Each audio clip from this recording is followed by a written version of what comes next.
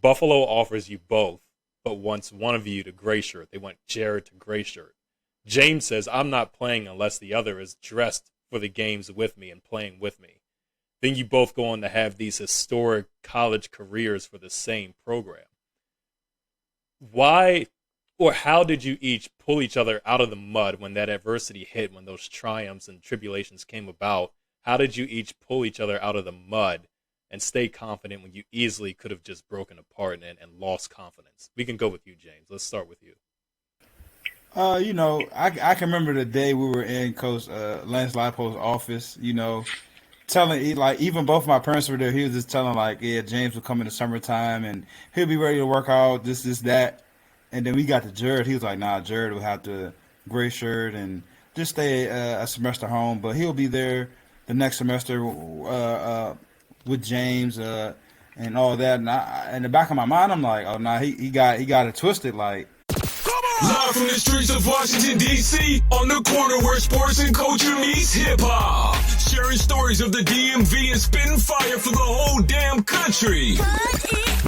This is First and Told with Chad Ricardo and Darrell Bucknight. What up, my people, and welcome back to another episode of First and Told. I'm Chad Ricardo. That right there is my main man, Darrell Bucknight D. We said every week that we got a special guest in the building. Today, though, we got one of my all-time faves. All-time faves, a DMV native, Washington Commander, running back Jaret Patterson joins us on the First and Told podcast today. Jaret is from Glendale, Maryland, PG County, Maryland.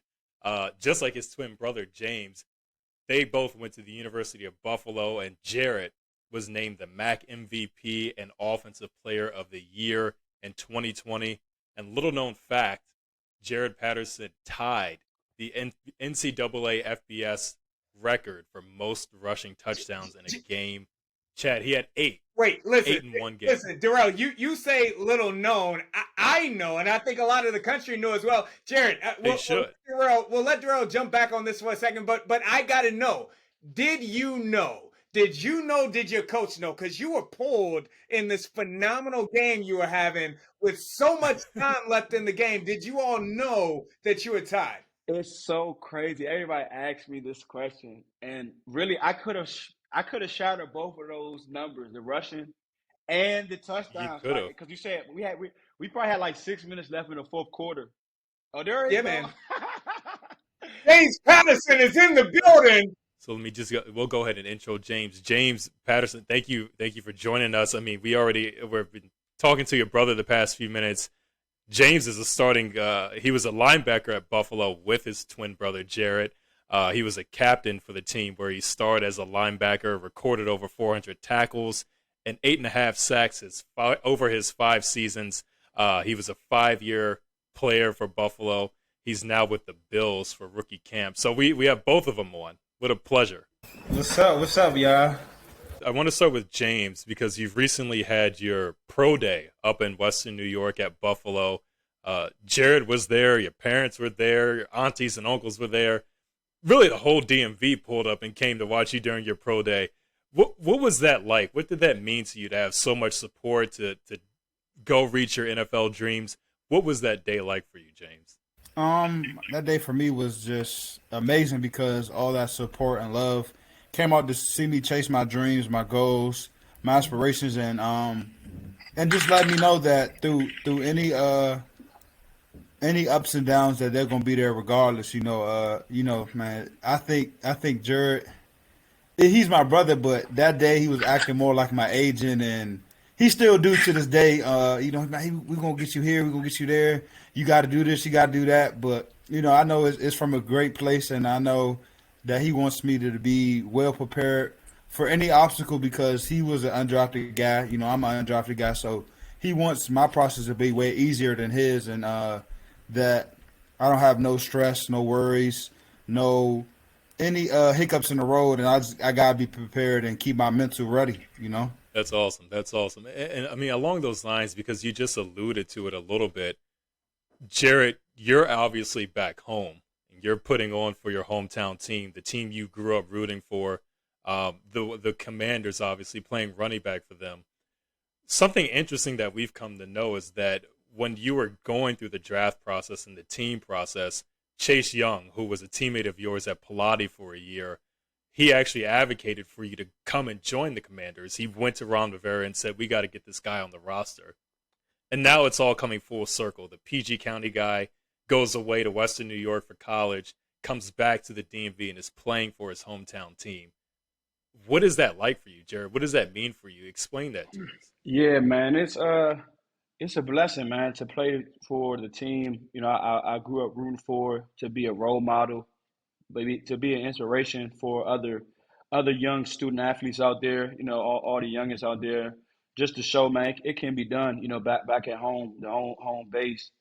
And you know, going to the draft, that, you know, it's stressful, man, because you're thinking, you're seeing guys that you're better in, that you have better production in, and guys getting picked.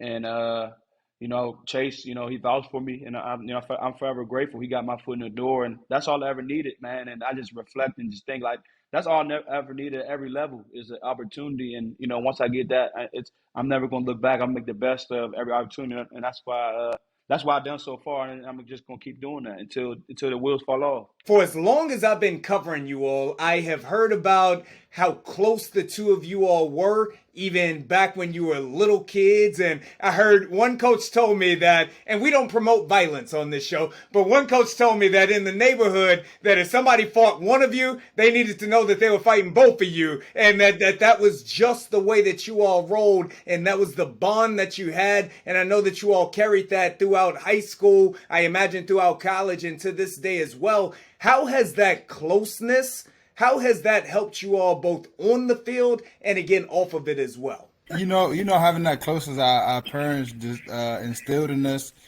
You know, it made the tough times easier. You know, because my mom or my dad or anybody in our family would say, like, man, like, you're not the only one just going through it. You have a twin brother that you shared the womb with. Like, we dressed the same. We did all the same activities when we were younger, and we always had someone there that we knew that was going to have our back regardless of what was happening, you know, because we're both individuals at the end of the day, but we know that we have to have each other's back through any hard times or good times to support them. Again, looking at the closeness that you all had, not saying that you had never spent a night away from each other, but I got to imagine that you didn't spend a ton of time away from each other.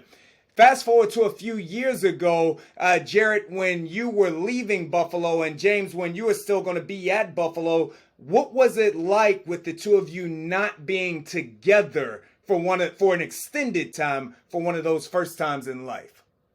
Yeah, I mean, it's crazy. When I decided to come out, James was the one that told me I needed to go.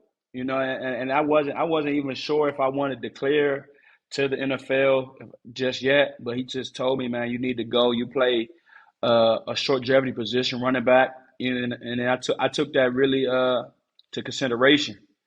And you know, through my process, you know, that, like you said, that's probably my first year is probably the most time, and second year probably the first two times we spent our time, you know, away from each other. But like I said, we just a phone call away, you know, talking, just encourage each other, you know, from afar. You know, he know what I'm going through, and I know what he's going through, and just know that, like I said, I'm going to always be there. I'm just a phone call away. But it was still me. The mission was, you know, focus on my craft and just make the team and just be the best player I can be and person I can be. You know, while you know, just also being there for James on you know, for far away. What was it hard though? Because I don't think that, again, people who aren't twins or who aren't close to twins, I don't think that they fully comprehend a lot of times the emotional connection that twins have. So was it, obviously it was for all the best reasons for both of you, but was it challenging? I think it was challenging for me because, you know, it's you want him to be right, you know, right there with you, you know, in the trenches, you know, going through the same experience and as you, and I'm not going through it alone, but I got to go through it. You know what I'm saying? I'm going through the grind by myself, and it kind of, I guess it kind of just made me even just go harder, you know, because James, he's seeing me, you know, being on the NFL level, I feel like it made me go harder because I know that's what he wants to do, and I couldn't kind of let up, you know. So I couldn't give up, you know what I'm saying? And I think that kind of just made me just go even harder because I know he watching, and if I can do it, just me doing it, it shows that he can do it. The bond that you two have, it didn't and it still doesn't come without some adversity. James, you say you guys did everything together. You dressed alike. You went places together. You're each other's biggest critics and biggest supporters. But schools that wanted James didn't want Jaret. And Jaret had to deal with questions about his height. And James had to answer about himself and his own capabilities. Buffalo offers you both, but wants one of you to gray shirt. They want Jaret to gray shirt. James says, I'm not playing unless the other is dressed for the games with me and playing with me. Then you both go on to have these historic college careers for the same program. Why or how did you each pull each other out of the mud when that adversity hit, when those triumphs and tribulations came about? How did you each pull each other out of the mud and stay confident when you easily could have just broken apart and lost confidence? We can go with you, James. Let's start with you. I can remember the day we were in Coach Lance Leipold's office, telling, like, even both my parents were there. He was just telling, like, yeah, James will come in the summertime and he'll be ready to work out, this, that. And then we got to Jaret. He was like, nah, Jaret will have to gray shirt and just stay a semester home. But he'll be there the next semester with James and all that. And in the back of my mind, I'm like, oh, nah, he got it twisted. Like, even my mom had that, when your mom has that certain look like something's wrong and she's not playing, like, I can just tell, like, she had that look like, oh, nah, you got it messed up. Like, you're taking both of them. You're just not taking one of them. And that's how I felt, too. Like, before my mom could even say something, I'd be like, nah, no, I'm gray shirting, too, because this is a dream we both had, we both worked for. So why would I pursue it without him? And,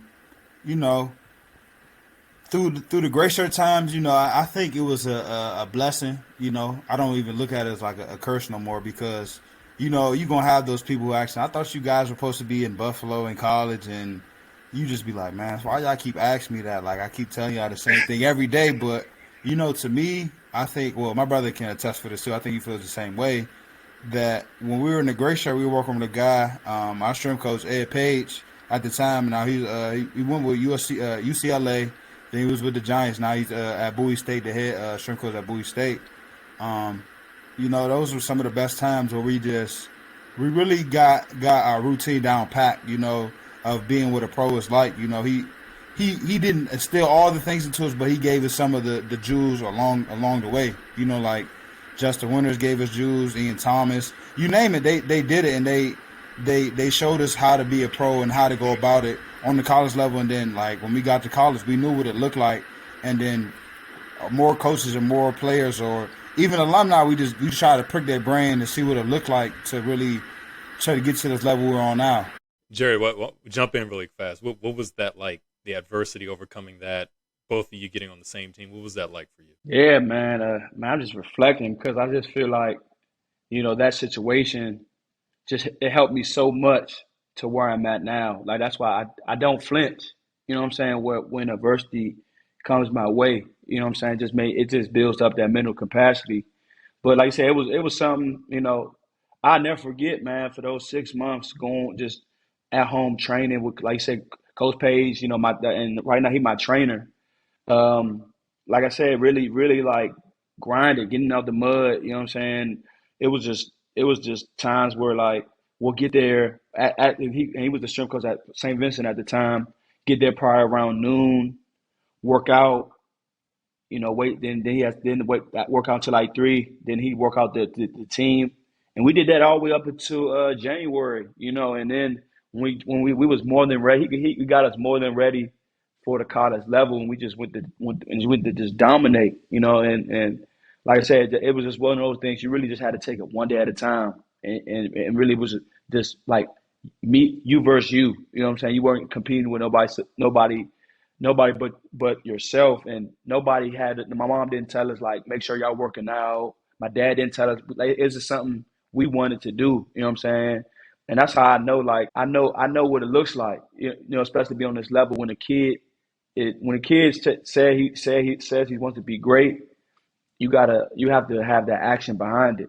No one should be pushing you, your parents. It should be self-driven, you know what I'm saying? And that's what it created for me and James. I am an advocate of NIL. Obviously, I believe that you all deserve to make money off of your name, image, and likeness. I've also am an advocate of the portal, whereas, we've got coaches who can come and go whenever they feel. So now student athletes have the ability to do that as well. But it does at times begin now to feel as though the portal is hurting, maybe not collegiate athletics, but high school recruiting, as high school recruits are getting the cold shoulder in the favor of the portal. So I want to know from the two of you who were just there, what are your thoughts on both NIL as well as the transfer portal? I like the NIL. I mean, I feel like college students definitely deserve to be, should be making money off their name, image, and likeness for sure. You know what I'm saying? As long as you do it the right way, I feel like that definitely benefits the student athlete because you're making a lot of money for the university. You know what I'm saying? Let's be real. Especially football. I mean, high top football programs they bring in most of the money on these college campuses. So I definitely I think a lot of guys should be getting paid off that. The transfer portal, I think, if used right.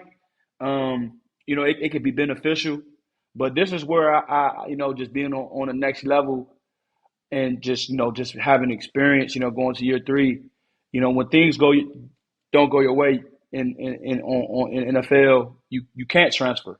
You know what I'm saying? You gotta grind. You know what I'm saying? You can't go to your coach and I want to go, I want to transfer or go to a different team. Like you really have to compete to take someone's job, compete to stay there. There's pros and cons, you know what I'm saying? And if you're in a situation where, there's guys in front of you, like, 5 stars, and then you're not playing, I understand that. You want an opportunity.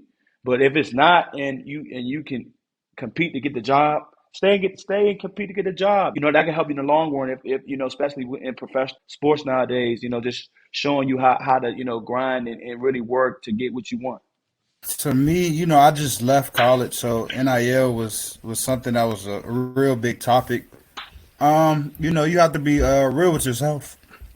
You can't just be expecting I need this type of money or this type of deal from this type of company, and you don't have the type of market or you don't have the type of publicity at the university you're at. You gotta be real. You gotta be real with it, and like my brother said, you gotta keep the main thing the main thing.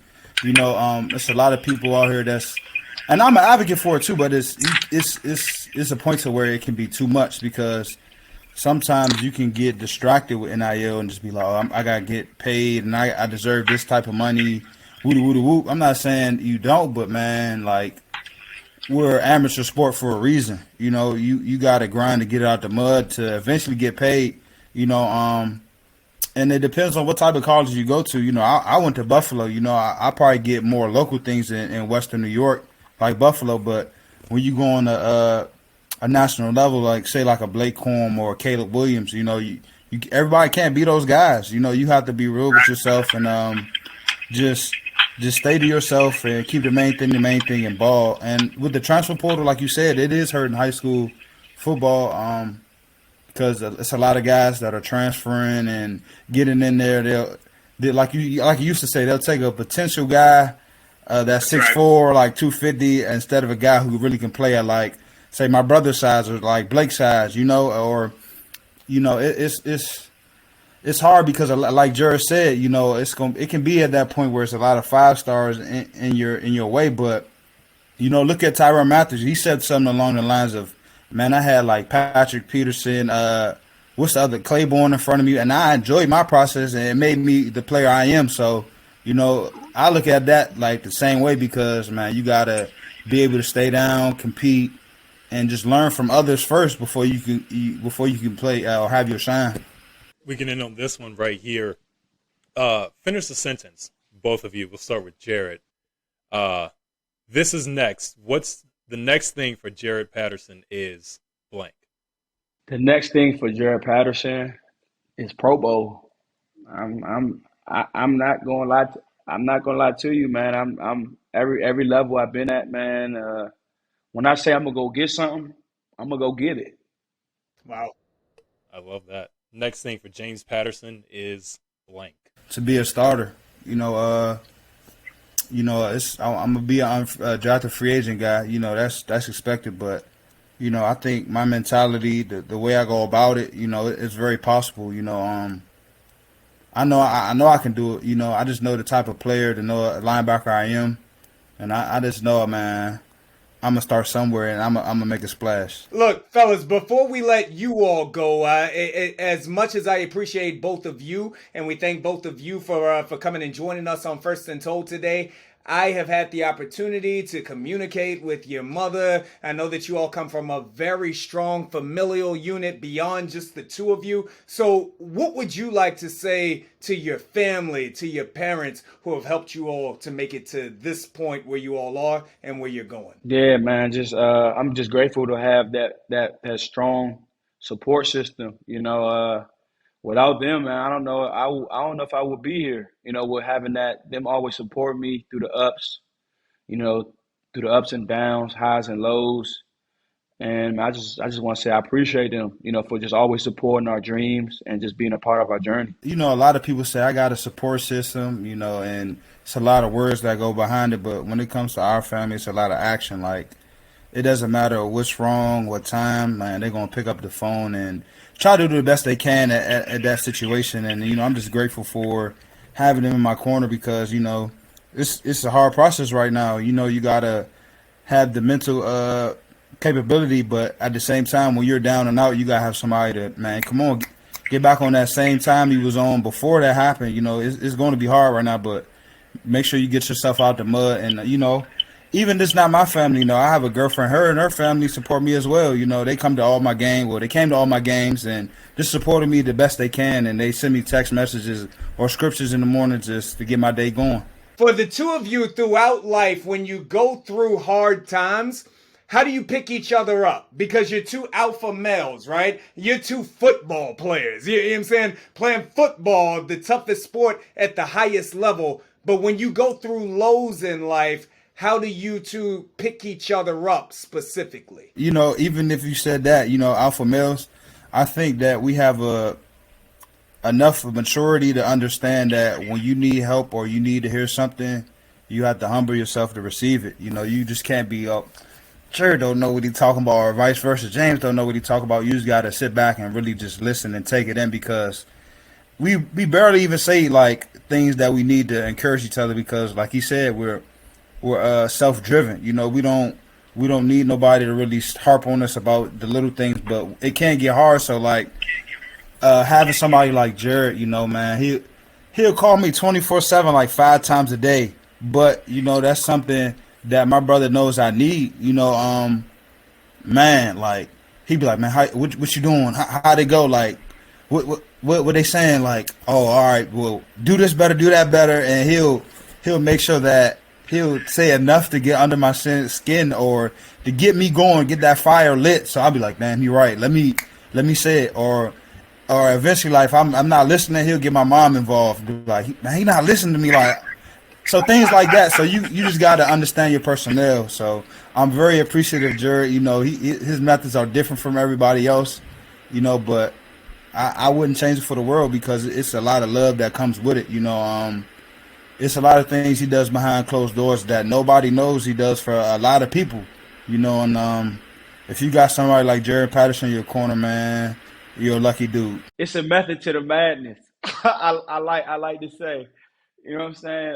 Like when I'm down, like I said, I feel like I've grown so much to know like when I need to talk to somebody, and having like certain people I call to talk to, let them know what's on my mind and things of that nature. But like I said, sometimes I talk to James, my mom a lot, my dad, just talking about and they kind of especially my dad. He always I'm like, you right, Dad, and sometimes I catch myself complaining, and he always said, me and you can switch jobs, and I'm like, man, you're not even in the real world yet. And I'm just like, you right, like I'm not, I'm saying? I'm doing what I love. And just stuff like that, especially with my dad always says stuff like that, like, man, snap out of it. I think I got it bad, but somebody got it 10 times worse than me. That's what's up. That's what's up. Well, look, fellas, I mean, it has been an absolute pleasure covering the two of you from Pilates now to Buffalo and to the levels that you're headed to now. And we thank you all so very much for stopping by the First and Told podcast. Ricardo Report, bruh.